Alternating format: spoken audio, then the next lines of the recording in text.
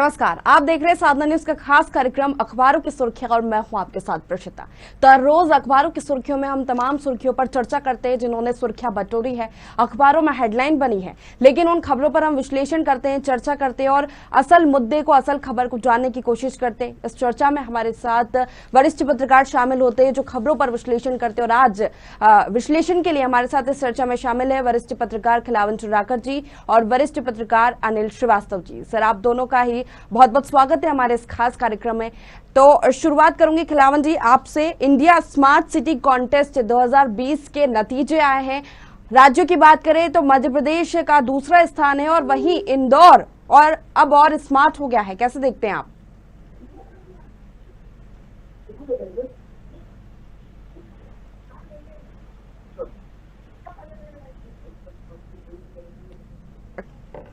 खिलावन जी, मेरी आवाज पहुंच पा रही है आप तक?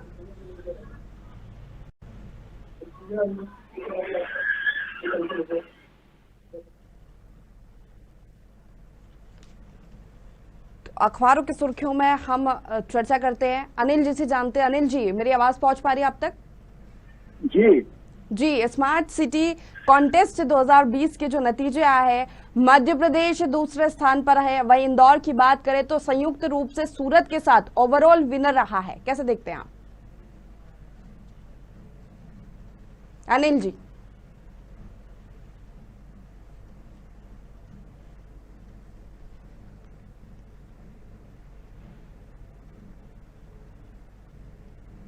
अनिल जी, मेरी आवाज पहुंच पा रही है आप तक? हाँ, आवाज आपकी आ रही है मैडम, लेकिन बहुत स्लो आ रही है। जी अनिल जी, हम बात कर रहे हैं इंडिया स्मार्ट सिटी कॉन्टेस्ट 2020 के नतीजों ने सुर्खियां बटोरी है। मध्य प्रदेश दूसरे स्थान पर है और वहीं इंदौर की बात करें तो सूरत के साथ संयुक्त रूप से ओवरऑल विनर रहा है, कैसे देखते हैं आप? हाँ, ये प्रशिका मैडम, ये तो बड़े आश्चर्य की बात है कि जिस तरीके से सफाई वाले उसमें स्वच्छता, उसमें इंदौर टॉप पे रहा, उसी तरीके से स्मार्ट सिटी वाले उसमें रहा और भोपाल फिर रह गया वहां पहुंचते। ये निश्चित ही भोपाल के लिए दुर्भाग्य है और इंदौर वालों को तो इस काम के लिए बधाई दी जानी चाहिए। जी, लेकिन वहीं आप भोपाल की बात करें, बजट खर्च की बात करें तो भोपाल टॉप पर रहा।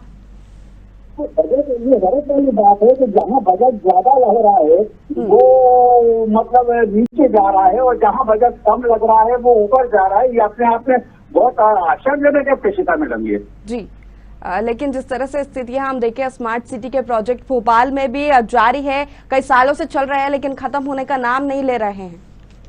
हाँ, निश्चित लेंथी प्रोसेस है, टाइम भी लगता है और फिर कभी लॉकडाउन लग जाता है तो कभी कुछ लगता है, तो वो मूर्त रूप नहीं ले पा रहा है और काम की गति बहुत स्लो है प्रशिता मैडम।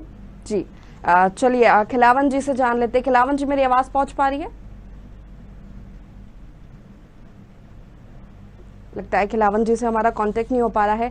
चलिए अगली बड़ी खबर की ओर बात करते हैं। कल भोपाल में बीजेपी ने अचानक एक बैठक बुलाई। दलित और आदिवासी वर्ग में अपनी पैठ बैठाने को लेकर नई रणनीति बनाई गई। अनिल जी, कैसे देखते हैं आप इस बैठक को? क्या मायने निकाले जाएं इसके? देखिए, भारतीय जनता पार्टी को ये अच्छी तरीके से मालूम है कि कोरोना की जो दूसरी लेयर आई है उसमें जनता बहुत परेशान हुई है। ना लोगों को ऑक्सीजन मिला, ना इंजेक्शन मिला, ना अस्पतालों में बेड मिले, ना आईसीयू वार्ड मिला और इसका ठीकरा अल्टीमेटली फूटना सत्ताधारी दल के विरुद्ध ही है, क्योंकि हमेशा एंटी इनकम्बेंसी जो है वो रूलिंग पार्टी के विरुद्ध जाती है। जी।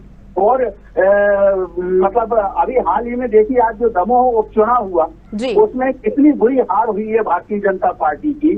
जैसे मलैया जैसे दिग्गज नेता जो हमेशा 600-700 वोटों से जीत के आए हैं, उनका रिकॉर्ड है, इससे ज्यादा कभी उन्होंने लीड नहीं ली।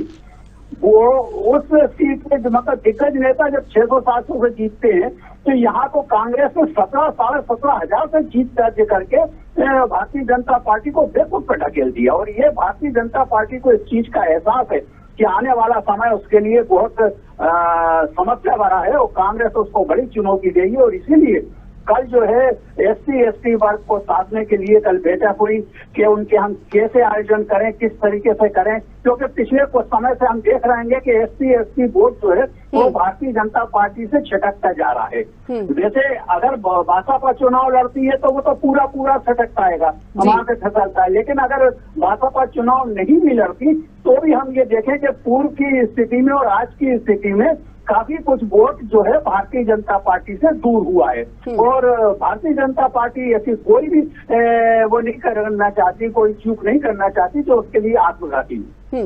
निश्चित ही कल ये जो बैठक हुई उसमें ये भी जानकारी निकलकर सामने आई थी कि कुछ ही चुनिंदा नेताओं को उसमें शामिल किया गया। वहीं सिंधिया समर्थक तुलसी सिलावट और इमरती देवी भी जो पूर्व मंत्री रही है वो भी पहली बार इस बैठक में शामिल हुई। देखिए, अब सिंधिया जी क्योंकि आ गए हैं भारतीय जनता पार्टी में तो उनको हर उसमें समायोजित तो करना पड़ेगा, उनको इग्नोर तो किया नहीं जा सकता। और यही कारण है कि सिंधिया गुट के इमरती देवी जैसे नेता जो SC/ST वर्ग को बिलोंग करते हैं उनका सम्मिलित होना मैं समझता हूँ कोई आश्चर्यजनक बात नहीं है। अल्टीमेटली ये तो भारतीय जनता पार्टी में आ गई है तो भारतीय जनता पार्टी का ही अंग होंगी। जी अनिल जी, वही बात करें तो एक खबर यहाँ पर छपी है कि पावर मिलते ही समाज को नेता भूल जाते हैं, अब उन्हें ही तवज्जो दी जा रही है जिनको समाज चाहता हो। देखिए, ये तो बरसों बरस से पिछड़ा जी बरसों बरस से चला आ रहा है कि आदमी मतदाताओं के आगे पीछे उसी समय तक होता है जब तक वो चुनाव नहीं जीतता। एक बार चुनाव जीत जाता है या सत्ता में बैठ जाता है या मंत्री बन जाता है तो उसके हाल चाल स्वभाव पूरा परिवर्तित हो जाता है और जनता पर तिलक के रह जाती है। तो इसलिए अब ऐसी व्यवस्था इस कवायद की जा रही है कि भाई हम उसी को आगे बढ़ाएं जो हमारा हो। निश्चित ही इतने 1.5 साल से कोरोना को लेकर जो चर्चाएं चल रही थी, बैठकें हो रही थी, उसमें सिर्फ कोरोना से बचने की तैयारियां चल रही थी, उन्हीं पर चर्चाएं होती थी। लेकिन अब शायद सरकार को समझ में आ रहा है कि दूसरे मुद्दों पर भी ध्यान देने की जरूरत है। देखिए, केवल कोरोना की अगर सरकार बात करती है तो सरकार के अगेंस्ट जाएगा। Ruling party Bharatiya Janata party की सरकार है। अगर केवल कोरोना की बात करती है तो दूसरे लेयर की जो लोगों के जख्म है वो फिर से हरे हो जाएंगे और इसीलिए अब ये कोरोना से अलग हटके दूसरे ऐसे दीगर काम कर रहे हैं जिससे कि जनता को ये लगे कि यहाँ कुछ विकास काम कर रहे हैं, दूसरों को जोड़ रहे हैं, कुछ अच्छे काम कर रहे हैं। खिलावन जी हमारे साथ जुड़े हो। खिलावन जी, मेरी आवाज पहुंच पा रही है? आवाज सुन रही हूँ जी। खिलावन जी, कल जो बैठक हुई बीजेपी की उस पर हम चर्चा कर रहे थे। अनिल जी का जिस तरह से कहना है, आप कैसे देखते हैं कि अब जरूरी है कि दूसरे वर्ग को भी साधना है?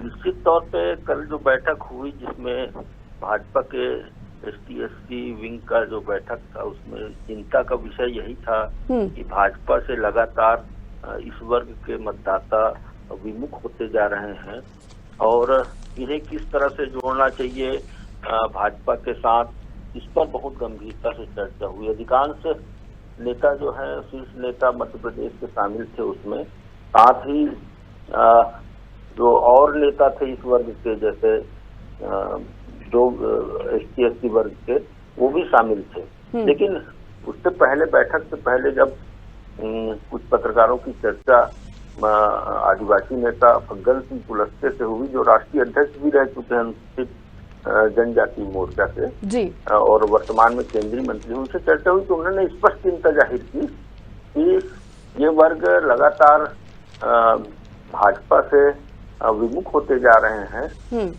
जो चिंता का विषय है और इसे किस तरह से जोड़ना चाहिए इस पर गंभीरता से इस ST/ST मोर्चा के बैठक में चर्चा की जाएगी। मुझे लगता है कि निश्चित तौर पे हम यदि पिछले कुछ समय के चुनाव परिणाम को भी देखें तो विधानसभा चुनाव में इस वर्ग का पूरा झुकाव कांग्रेस की तरफ था। अधिकांश यदि 4-5 सीटों को छोड़ दे तो अधिकांश सीटों में कांग्रेस के विधायक निर्वाचित हुए थे। लेकिन जैसे ही लोकसभा चुनाव हुई तो आपने देखा होगा कि लोकसभा चुनाव के ST/ST के लिए आरक्षित 40 में से जो सीटें हैं उन पर कांग्रेस को कोई सफलता नहीं मिली। तो हो सकता है वो राजनीतिक चिंता हो भाजपा की, लेकिन जमीनी हकीकत तो यही है कि कांग्रेस के पक्ष में कुछ ज्यादा झुकाव इस वर्ग का है।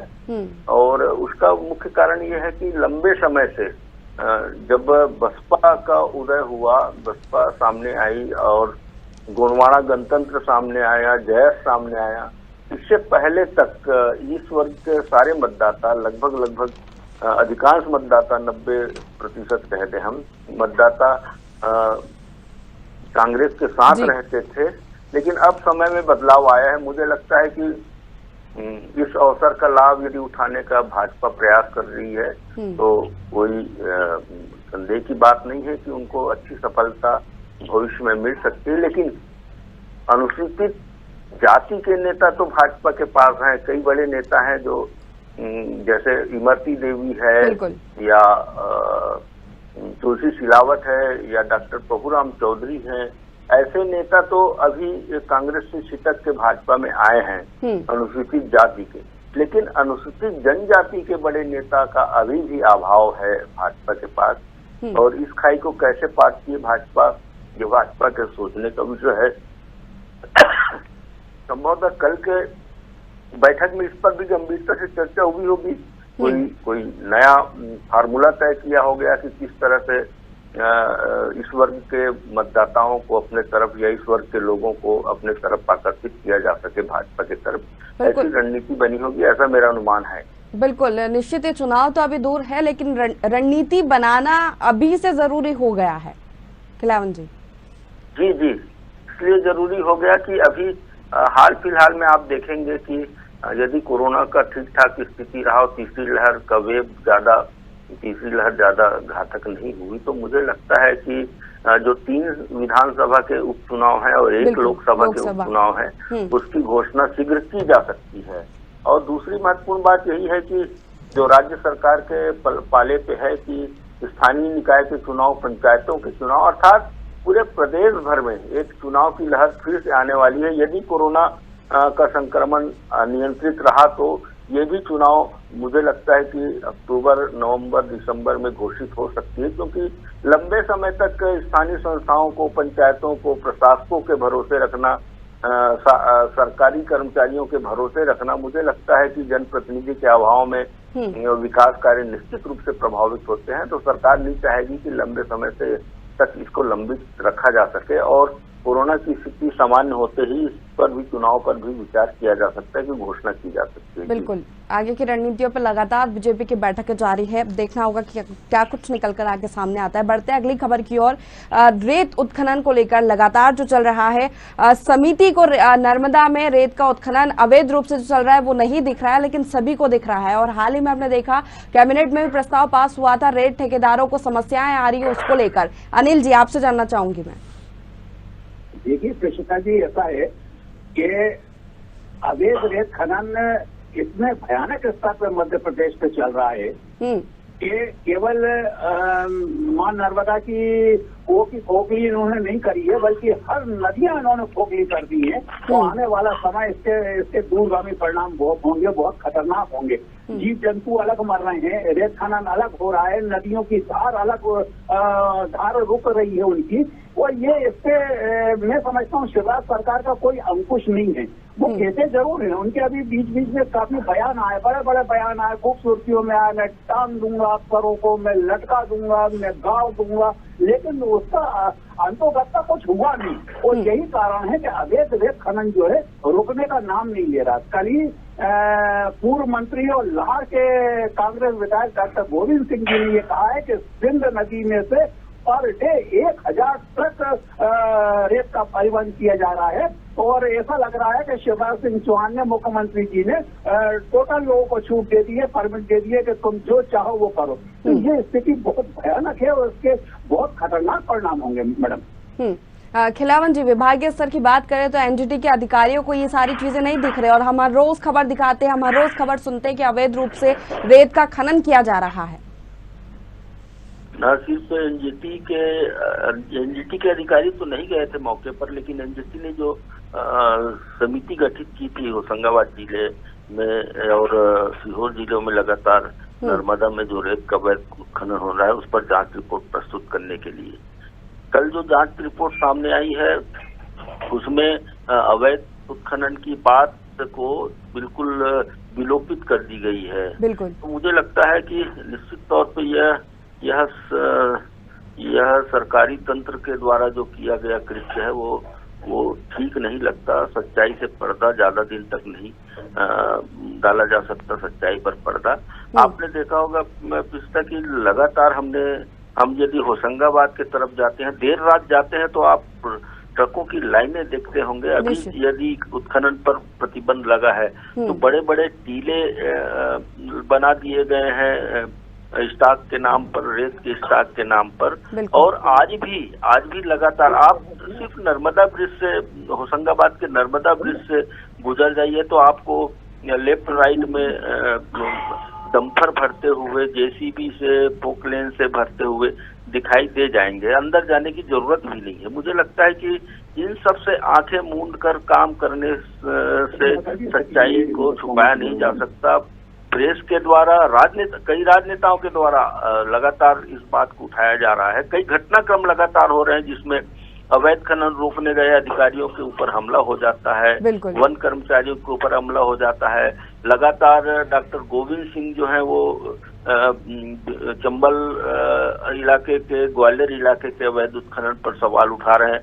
आज भी बालाघाट, छिंदवाड़ा, सिवनी इत्यादि में जो अवैध उत्खनन हो रहा है उसको लेकर के वहां के पूर्व सांसद, पूर्व विधायक कंकर मुंजारे के द्वारा पीसी रखी गई है। तो मुझे लगता है वो भी इस बात का खुलासा करेंगे। पीसी का विषय भी यही है। न सिर्फ भाजपा के बल्कि कांग्रेस के कई नेता लगातार अवैध उत्खनन पर सवाल उठा रहे हैं और वास्तव में हो भी रहा है। हम जब फील्ड में घूमते हैं तो हमें खुद महसूस होता है, देखते हैं कि अवैध उत्खनन हो रहा है। लेकिन शासन प्रशासन की मंशा इसे रोकने की के बजाय इस पर पर्दा डालने की है, जो निश्चित रूप से न सिर्फ पर्यावरण के लिए हानिकारक है बल्कि राजस्व हानि भी बड़ी मात्रा में हो रही है। यदि इस पर रोक लगाई जाए तो न सिर्फ जो उपभोक्ता है उसका जेब कट रहा है, लगातार रेट बढ़ा के अनाप शनाप तरीके से भवन निर्माताओं को जो बेची जा रही है नर्मदा की रेत, और यही रेत भर नहीं, अन्य जो गौण खनिज है उसके भी अवैध उत्खनन की बातें लगातार सामने आती है। तो मुझे लगता है कि शासन को, प्रशासन को आंखें मूंद कर काम नहीं करना चाहिए बल्कि सच्चाई को सामने रखकर उस पर कोई नियम बनाकर, कोई कानून बनाकर बहुत सख्त तरीके से कार्रवाई की जानी चाहिए, ऐसा लगता है पिस्ता। बिल्कुल अनिल जी, जिस तरह से खिलावन जी ने कहा कि सच्चाई पर पर्दा डाल दिया जाता है और हम हर मामले में यही देखते हैं कि जांच करने के लिए समितियां तो बनती है लेकिन जब जांच रिपोर्ट आती है तो उसमें कुछ भी निकलकर सामने नहीं आता। देखिए पिस्ता मैडम, जांच की कमेटियां तो ढेर सारी अनगिनत बनी है लेकिन उस कमेटियों की रिपोर्ट क्या है इसको कोई सार्वजनिक नहीं करता। और ये सही है खिलावन जी के, मैं उस बात से, उस तर्क से पूरी तरीके से सहमत हूँ कि जो अफसरशाही है वो अवैध उत्खनन को रोकने के बजाय उस पर पर्दा डालने में ज्यादा मशक्कत करती है और पर्दा डालने का ज्यादा प्रयास करती है, क्योंकि अगर हम पर्दा डालते रहेंगे तो हमारी चीखा लेकर नहीं होगी ये स्थिति। और जिस तरीके से इसको रोकने का काम करने वालों पे हमले हो रहे हैं, हर रोज अपहरण हो रहा है, गाड़ियां चढ़ाई जा रही हैं, उनको मौत के मुंह में ढकेला जा रहा है, ये अपने आप में बहुत ही एक गंभीर मामला है और शासन को कड़े से कड़े कदम उठाना चाहिए। आखिर क्या कारण है? देखिए ये इतना बड़ा ये मामला है कि बिना राजनीतिक संरक्षण के संभव नहीं है और इसमें ज्यादातर सत्ताधारी दल के लोग ही कार्य करते हैं। जितने भी बड़े बड़े जहाँ से रेतें निकाली जा रही है वो कहीं ना कहीं राजनीतिक दल से जुड़ा हुआ है और सत्ताधारी दल से जुड़ा हुआ है। तो इनको चाहिए कि अच्छे ढंग से कड़ी से कड़ी कार्रवाई करें जिससे लोगों में खौफ पैदा हो। आज आप देखिए किसी में भी खौफ नाम की कोई चीज नहीं है और यही कारण है कि अब अफसरों ने भी घुटने टेकना चालू कर दिए हैं। वो बजाय इसके कि कार्रवाई करें वो पर्दा डालने में ज्यादा दिलचस्पी रखते हैं। बिल्कुल कोई कार्रवाई नहीं की जाती और वही नेता मंत्री भी बड़े बड़े बयान देते हैं लेकिन जमीनी स्तर पर हम देखते हैं तो ऐसी ही खबरें निकलकर सामने आती है। बढ़ते अगली खबर की ओर, कोरोना का जो मुद्दा बना हुआ है कि अब नए नए वेरिएंट्स उसके सामने आ रहे हैं। डेल्टा प्लस वेरिएंट की बात करें तो उसके भी प्रदेश में 7 मरीज हो चुके हैं, लेकिन तथ्य क्या है उस बीमारी को लेकर वो कुछ निकलकर सामने नहीं आ रहे कि किस तरह से वो फैलती है या क्या उसका इलाज हो सकता है। अब सरकार की इस पर क्या तैयारी, क्योंकि तीसरी लहर का भी खतरा बना हुआ है, महावैक्सीनेशन अभियान भी चल रहा है। खिलावन जी। जी निश्चित तौर पे जो नए वेरिएंट डेल्टा प्लस है इसे लेकर के चिंता सरकार की बढ़ी है। लगातार मामले सामने आ रहे हैं। मुझे लगता है कि जिस तरह से कोरोना पर नियंत्रण धीरे धीरे स्थापित हो रही है देश में, प्रदेश में बहुत कम हो गई है, लेकिन देश में अभी भी लगभग 50,000 के लगभग मामले लगातार सामने आ रहे हैं। ऐसी दशा में इस वेरिएंट पर बहुत सार्थक तरीके से कार्रवाई करना चाहिए।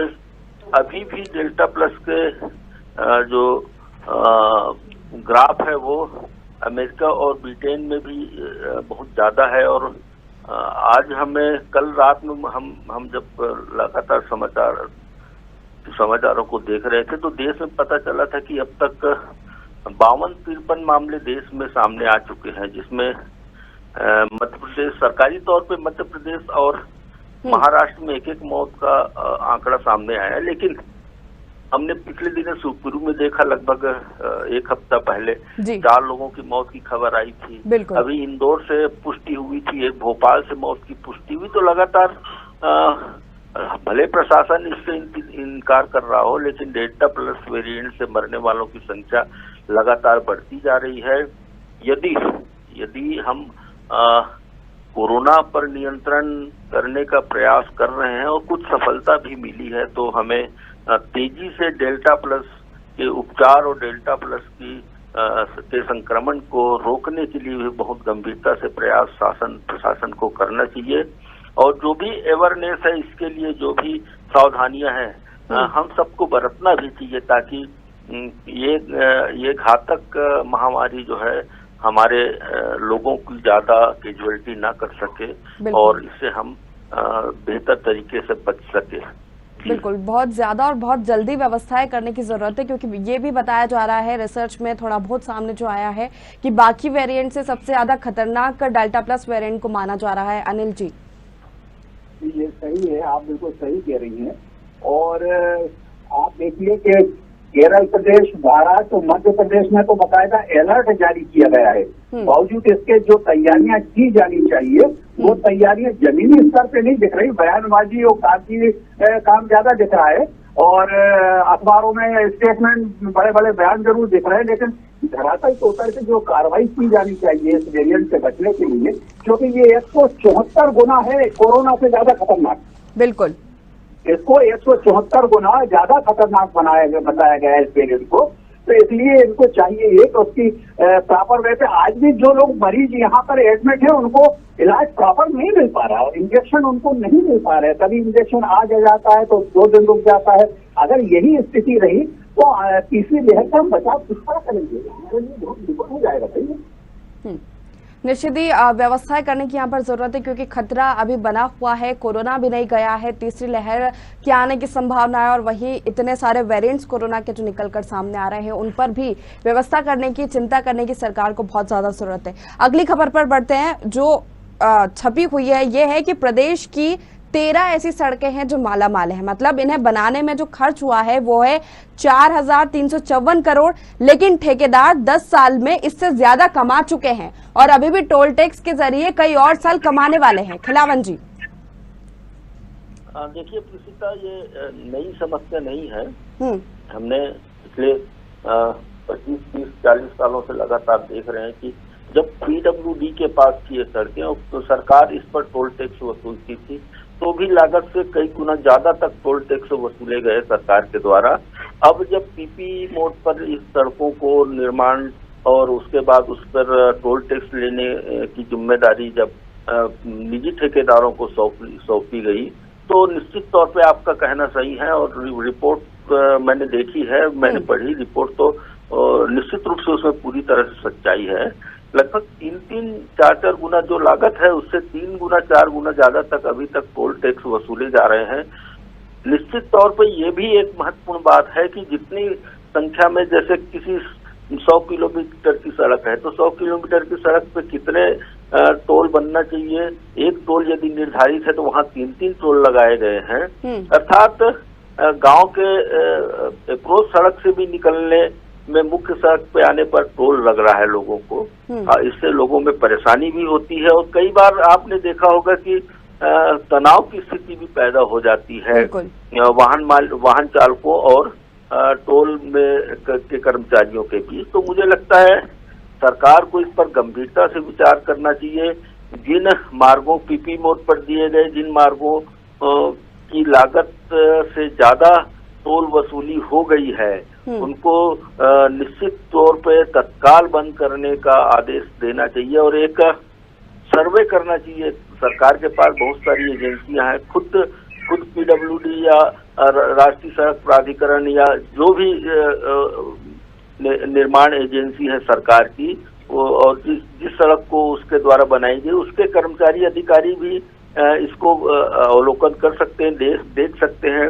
यदि उनके द्वारा दी गई रिपोर्ट में बहुत सच्चाई पता नहीं चलती तो एक कमेटी बना करके, स्वतंत्र कमेटी बना करके भी जांच की जा सकती है। और यदि लागत से ज्यादा वसूली कर ली गई है तो वहां से टोल टैक्स समाप्त करने की, टोल समाप्त करने की कार्यवाही तेजी से की जानी चाहिए। एक बात और है विशेषता कि टोल टैक्स तो वसूल करते हैं ये पीपी मोड के ठेकेदार, लेकिन जो सड़कों की रिपेयरिंग होती है, जैसे 10 साल का यदि पीपी मोड पर उसके संधारण की जिम्मेदारी ठेकेदार को सौंपी गई है तो वो 10 साल तक उसका संधारण नहीं करते, बहुत खराब रहती है रोड और उससे गुजरने के बाद हम 5 किलोमीटर बाद जब टोल नाका देखते हैं तो वाहन चालक का वैसे भी आक्रोश बढ़ जाता है और ऐसी स्थिति में तनाव की स्थिति पैदा होती है। और अवैध तरीके से जो कमाई कर रहे हैं ये पीपी मोड के ठेकेदार,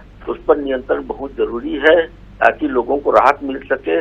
और मुझे लगता है कि यदि सरकार इस पर नियंत्रण कर पाती है तो न सिर्फ उपभोक्ताओं को इसका लाभ मिलेगा बल्कि सरकार को भी मुझे लगता है राजस्व लाभ इस तरह से मिल सकता है कि सरकार उस पर यदि सड़कें खराब हो गई है 10 साल के या 5 साल की जो अवधि जो निर्धारित की जाती है तो वो नए तरीके से उसका निर्माण करे और उस पर टोल ले, तो मुझे लगता है कि न सिर्फ राजस्व की वृद्धि होगी बल्कि तनाव की स्थिति जो बार बार पैदा होती है उस पर भी नियंत्रण हो सकेगा।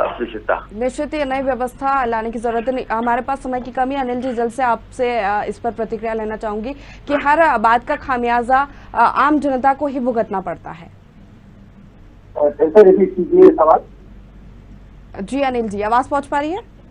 रिपीट कीजिए सवाल। बिल्कुल, मैं यही कहना चाह रही हूँ कि हर मामले का, हर बात का खामियाजा जो है वो आम जनता को ही भुगतना पड़ता है। निश्चित ये सही है कि भुगतनी तो जनता ही है, चाहे भले ही करे कोई, लेकिन भुगतना जनता को ही है। और कुल मिला के मार जो है वो जनता पे ही पड़ती है, चाहे किसी भी क्षेत्र में आप देख लीजिए, किसी भी फील्ड में देख लीजिए, अंतोगत्ता परेशान जनता ही होती है। जी चलिए, बहुत बहुत शुक्रिया अनिल जी और खिलावन जी हमारे साथ जुड़ने के लिए, इस चर्चा में शामिल होने के लिए। तो अखबारों की सुर्खियों में आज हमने तमाम सुर्खियों पर चर्चा की। इंडिया स्मार्ट सिटी कॉन्टेस्ट 2020 के जो परिणाम आए हैं उसमें मध्य प्रदेश को दूसरा स्थान मिला है। इंदौर की बात करें तो एक बार फिर संयुक्त रूप से सूरत के साथ ओवरऑल विनर रहा है। और तमाम सुर्खियों पर भी हमने चर्चा की और करते रहेंगे। आप बने रहिए साधना न्यूज के साथ।